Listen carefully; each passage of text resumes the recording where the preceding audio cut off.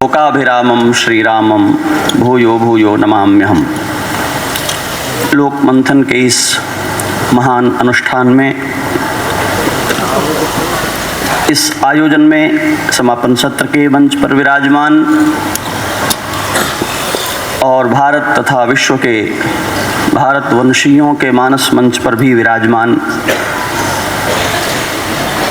मुझ समेत भारत का उत्थान चाहने वाले सभी लोगों के लिए विशेष श्रद्धास्पद राष्ट्रीय स्वयंसेवक संघ के सरसंघ चालक आदरणीय डॉक्टर मोहन भागवत जी, भारत सरकार में वित्त मंत्री के रूप में अपनी सेवाएं दे रही श्रीमती निर्मला सीतारमण जी, भारत सरकार में पर्यटन संस्कृति मंत्री के रूप में अपनी सेवाएं दे रहे यहाँ मंच पर विराजमान श्रीमान गजेंद्र सिंह शेखावत जी, श्रीमान जी किशन रेड्डी जी, और अभी जिन्होंने सिंहावलोकन प्रस्तुत किया श्रीमान जयनंद कुमार जी, संचालन कर रहे श्रीमान प्रफुल्ल केतकर जी, कुछ एक नाम मैं छोड़ रहा हूँ विस्मृति के भय से भी और इसलिए भी कि कुछ समय बचे। सम्मुख विराजमान भिन्न भिन्न आयामों के विधाओं के विशेषज्ञ मनीषी, जिनका अलग अलग रूपों में यहाँ भी उल्लेख किया गया, प्रतिभागी के रूप में, वक्ता श्रोता के रूप में, किसी भाव से अपनी राष्ट्र की समुन्नति, उसके व्यक्तित्व, उसके चरित्र को समझने और उसके प्रति अपनी भूमिका को स्पष्ट करने के लिए यहाँ भाग्यनगर में उपस्थित आप सभी सौभाग्यशाली देवियों और सज्जनों, बीते दिवस के जो सत्र हुए हैं उनमें इतनी सारी बातें आपने सुनी समझी हैं और ये सभा ऐसे मनीषियों की, विद्वानों की है, तो मेरे लिए कोई व्याख्यान का अवकाश आज नहीं है और इसमें भी लिखा हुआ है आशीर्वचन। तो मैं कुछ एक बातें और एक बात जो भी यहाँ से कही गई जो बहुत महत्वपूर्ण है, अयोध्या के बिना लोक मंगल की भावना कम से कम भारत के लिए स्पष्ट नहीं हो सकती और यही कारण है कि भगवान श्री राम का जो विरुद्ध है, उनकी जो कीर्ति है, उनमें सबसे अधिक रेखांकित किए गए शब्दों में एक शब्द है लोकाभिराम, लोकाभिरामम रणरंगधीरम राजीव नेत्रम इत्यादि। तो मैं कुछ सूत्र रूप में थोड़ी सी बातें कहूँगा और अतिकाल का संकोच मुझे भी है, अगर लगे कि देर हो रही है तो आप संकेत कर देंगे, ये अनुरोध है। लोक क्या है? दक्षिण के वैष्णव परंपरा के एक महान आचार्य की एक पंक्ति है, श्री स्तव के अंतर्गत मैं उसकी एक पंक्ति का उद्धारण करता हूँ और मुझे लगता है कि वहाँ से आपको लोक दिखाई पड़ेगा। वे कर रहे हैं वंदना श्री की और उसकी वंदना करते हुए कहते हैं, लोके वनस्पति बृहस्पति तारतम्यम यस्या कटाक्ष परिणामम उदाहरन्ति सा भारती भगवती तु यदि यदासी ताम देवदेव महिषीम श्रियमाश्रयामः। आप सब अभिज्ञ हैं, केवल एक पंक्ति जो श्लोक की पहली पंक्ति है, लोके वनस्पति बृहस्पति तारतम्यम। लोक वह है जिसमें वनस्पति से बृहस्पति तक की अवस्थिति है और वनस्पति से बृहस्पति तक के अस्तित्व के होने पर ये दोनों किसी तरह उत्कृष्टता और निकृष्टता के बोध से ग्रस्त नहीं हैं। लोक वह है जो सामंजस्य पूर्ण रूप से अपने भीतर सबको अंगीकार करता है, आत्मसात करता है, क्योंकि वह प्रकृत है। लोक को परिभाषित करने चलेंगे तो हमको तीन बातें, मुझे लगता है कि ये तीन शब्द मुझे कहने चाहिए। लोक तीन आयामों में होता है, उसका एक आयाम है प्रकृति, उसका दूसरा आयाम है विकृति और उसका तीसरा आयाम है संस्कृति।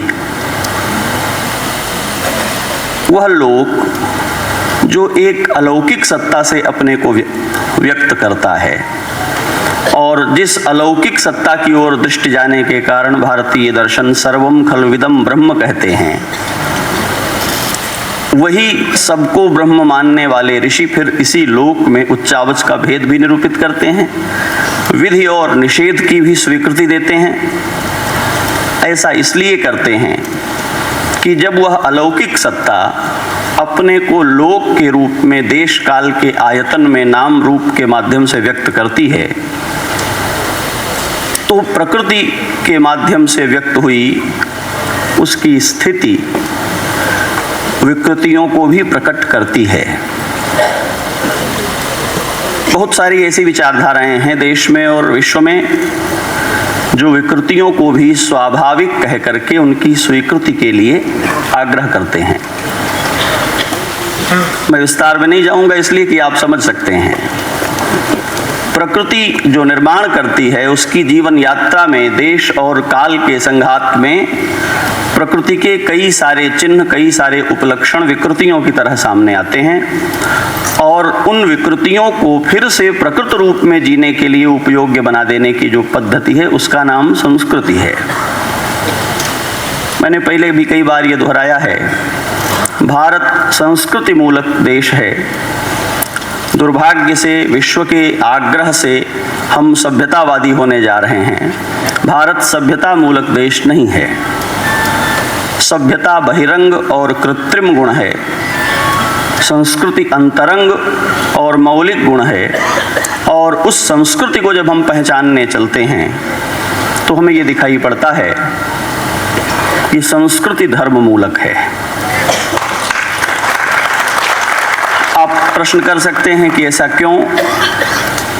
ऐसा कहने का एक आधार तो मेरे पास ये है कि श्री राम लोकाभिराम भी हैं और धर्म विग्रह भी हैं। तो मैं इस न्याय से कह सकता हूं, पर मैं थोड़ा इसे सरल कर लूं तो इस तरह कहता हूं कि जो कुछ भी प्रकृत है और विकृति से ग्रस्त हुआ है उसको फिर से संस्कृति के द्वारा ठीक करने के जो आधारभूत सिद्धांत हैं वो धर्म है। धर्म है अस्तित्व को उसकी मौलिकता में सतत बनाए रखने की अवधारणा। धर्म है प्रत्येक को उसके स्वरूप में स्थिर करने की प्रतिज्ञा। हमने आचार के भेदों के कारण आचार पर देश काल से होने वाले आरोपों को धर्म के नाम पर घोषित कर दिया है और भारत समेत विश्व भर में ये चर्चाएं हो रही हैं, धर्म के द्वारा द्वंद्व है, धर्म के द्वारा संघर्ष है। ऐसा है नहीं।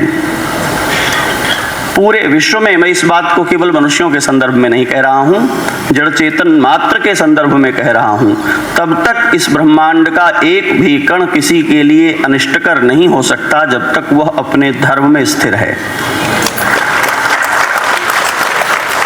विकृतियां करती ही यही हैं कि वे किसी को भी उसके धर्म से च्युत करके उसमें धर्माभास इत्यादि प्रकट कर देती हैं। संस्कृति उनको फिर से प्रतिष्ठित करती है। लोक का तात्पर्य सबको आत्मसात करना, प्रकृति के मार्ग से, विकृति के मार्ग से नहीं, और इतना विज्ञान रखना कि क्या प्रकृति है और क्या विकृति है ये कौन निश्चित करेगा। इसलिए कहा वेदो खिलो धर्म मूलम, प्रकृति क्या है और विकृति क्या है इसका विज्ञान भारत में वेदों से आता है। वेदों को समझने की जो जटिलता है उसके लिए स्मृति, इतिहास और पुराण आप उससे अवगत हैं। एक और शब्द यहाँ प्रयोग हो रहा है, मंथन। आप लोक मंथन कर रहे हैं। भारत देश मंथन से अच्छी तरह परिचित है और पहले कई मंथन किए हैं। एक मंथन बहुत चर्चित है जिसका एक बड़ा प्रसंग आपके सामने उपस्थित हो रहा है महाकुंभ के रूप में। समुद्र मंथन से आप परिचित हैं, पर वो एक बार की घटना है, कल्प कल्प में होती है। एक और मंथन है जो बहुत क्षीण होकर भी अभी तक जीवन में लोक में विद्यमान है, वेदों का दिया हुआ, वो है अरणि मंथन।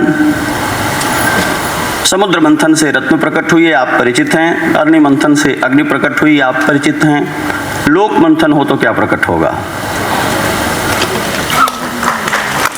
पहले तो ये समझना चाहिए कि मंथन करेंगे तो क्या आएगा परिणाम।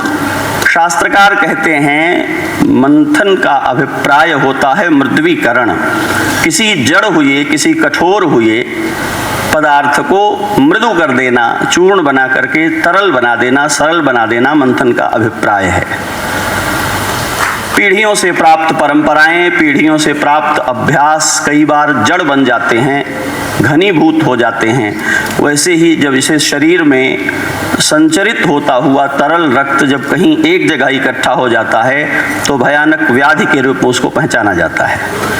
ऐसे ही हमारे देश में परंपराओं की कुछ क्लॉटिंग हो गई है और अब वो एक विकृति की तरह स्थापित है, पर वो इतनी पुरानी है कि हम उसको उसके पक्ष में खड़े होकर के उसकी पैरवी करते हैं, संस्तुति करते हैं।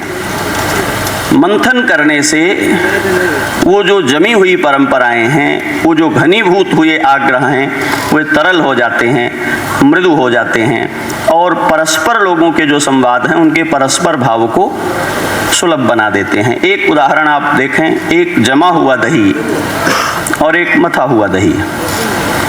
आपको देखने में लगता है कि जमा हुआ दही घनीभूत है, पर उसमें एक रहस्य है कि दही के एक हिस्से का कण दूसरे हिस्से से मिल नहीं सकता, जो जहां है उसको वहीं रहना पड़ेगा। और मथा हुआ दही अपनी दिव्यता मक्खन के रूप में आपको सौंप देता है और उसका प्रत्येक कण एक दूसरे से। तो जब आप आयुर्वेद में जाएंगे तो आपको दिखाई पड़ेगा कि दही को लेकर के जो विधि निषेध हैं, तक्र को लेकर के उसकी तुलना में कम है और ज़्यादा उसको लाभ के लिए, व्यवहार के लिए, उसका सौलभ्य भी और उसका गुण भी। तो जब हम लोक का मंथन करने चलते हैं तो दो बातें हमारे सम्मुख आती हैं। अभी कुछ प्रश्न आए, मैं सुन रहा था और बड़े महत्वपूर्ण प्रश्न थे। उनमें से एक प्रश्न मेरे ध्यान में अभी भी है कि जो हमारे लिए संघर्ष करने वाले लोग थे, जो हमारे लिए युद्ध करने वाले लोग थे, जो रक्षणशील लोग थे, धीरे धीरे उनको कैसे हमने अस्पृश्य मान लिया, कैसे मुख्यधारा से बाहर कर दिया। तो एक मैं निवेदन करना चाहता हूं, हमने मान लिया और कर दिया ऐसा नहीं है, तो पहले हमें इसी कुंठा से बाहर निकलना पड़ेगा। भारत में आज जिनको अस्पृश्य और वंचित कहा जाता है, इनको भारत ने किया है, यह औपनिवेशिक कुंठा है, हमने नहीं किया है। ये हो गया है और किसी भी यात्रा में चलते हुए ऐसा कभी हो जाता है। क्यों हो गया है? क्योंकि तात्कालिक परिस्थितियों के जो निर्माण होते हैं, दीर्घ काल में चलते चलते अपनी अर्थवत्ता खोने लगते हैं। जब वे अर्थवत्ता खोने लगते हैं तो समाज उनको स्वीकारना, अंगीकार करना और उनका भार उठाना छोड़ने लगता है, बचने लगता है। तब वे अपने मुख्य मार्ग से हट करके अपने जीने और अपने महत्व के लिए वे मार्ग चुन लेते हैं जो ठीक से विधि पूर्वक निर्धारित नहीं थे और कटते चले जाते हैं। ऐसा स्वाभाविक है। अपने घर की जिन कोठरियों का आप उपयोग नहीं करते, आप उनको गंदा थोड़े करते हैं। पर 6 महीने मत खोलिए, फिर देखिए किसने किया। समाज में बहुत सारी ऐसी अवधारणाएं हैं जो परिस्थितिजन्य हैं और परिस्थितियों के बदलने के बाद उनकी मूल्यवत्ता को लेकर के हम शिथिल और असावधान हुए, वे छूटती चली गईं। अब हमारा कर्तव्य है कि हम इस बात को पहचानें कि एक परिस्थिति में जो उनकी मूल्यवत्ता निर्धारित हुई थी वो उनकी उस योग्यता मात्र में थी। मनुष्य होने के नाते वो हमारे उतने ही हैं जितने हम अपने हैं और उनको उसी तरह आत्मसात किया जाए। जब हम लोक को मथने चलेंगे तो समुद्र के मंथन की तरह हम बाकी रत्नों को छोड़ देते हैं। 2 महत्वपूर्ण प्राप्तियां हैं, आप जानते हैं। एक तो अमृत है। कहा जाता है कि अमृत के लिए समुद्र मथा गया था। आचार्यों ने इसके कुछ और भी रहस्य उद्घाटित किए हैं कि नहीं, ये तो लेबल लगाया गया था, बात कुछ और थी। और एक विष है। ध्यान देने की बात यह है कि अमृत की आकांक्षी लोग समुद्र मथने गए तो उनकी इस बात की कोई योजना ही नहीं थी कि विष भी झेलना पड़ेगा। जो भी मंथन करने चला है और अमृत की लालसा से मंथन करने चला है, कम से कम समुद्र मंथन के बाद वाली पीढ़ी इस बात के लिए प्रस्तुत रहती है या रहना चाहिए कि पहले विष आता है। लोक को मथा जाएगा तो जो विष प्रकट होता है वो है भेद, जातियों का, भाषाओं का, वर्ग का, परंपराओं का, रूढ़ियों का। और जो अमृत प्रकट होता है वो है अभेद। लोक जड़ीभूत हो गया है और उस जड़ होने के कारण इसमें भेद इतने आरोपित हो गए हैं कि जो वास्तविक अभेद है उसकी उपेक्षा हो गई है। जब इसको मथ करके इसकी जड़ता को तोड़ दिया जाएगा तो इसका अभेद व्यक्त हो जाएगा। पहले के सत्र में एक बात कही गई दर्शन के संबंध में, उसी बात को संदर्भ में लेते हुए मैं अपनी बात पूरी करूंगा। और वो ये है, भेद और अभेद देखते हुए श्री राम राज्य में भेद केवल नाट्य शास्त्र में है, ऐसा कहा गोस्वामी तुलसीदास जी ने। ये अलंकार है, यथा असंख्य अलंकार, दोषों को यथास्थान नियोजित करके उनको गुणों में परिभाषित कर देना।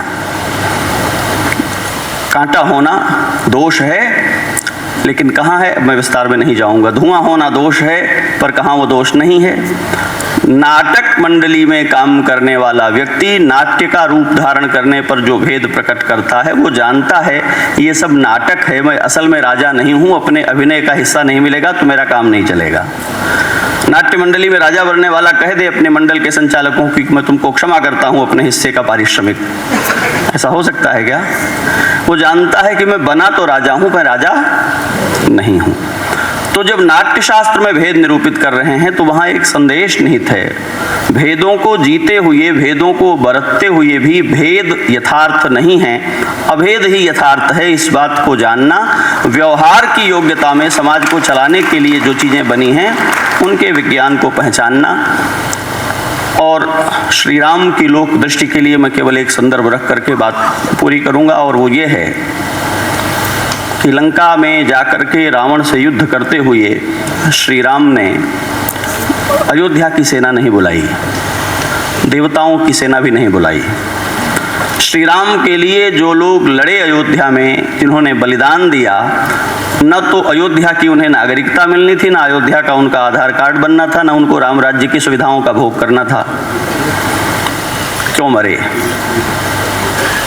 क्योंकि लोकाभिराम श्री राम ने पिता का राज्य छोड़कर वन की यात्रा करते हुए, वन में निवास करते हुए, सामान्य मानव जाति की और प्राणी मात्र की जो पीड़ा है उसकी चिकित्सा करने के अपने संकल्प को जड़ चेतन में संप्रेषित कर दिया।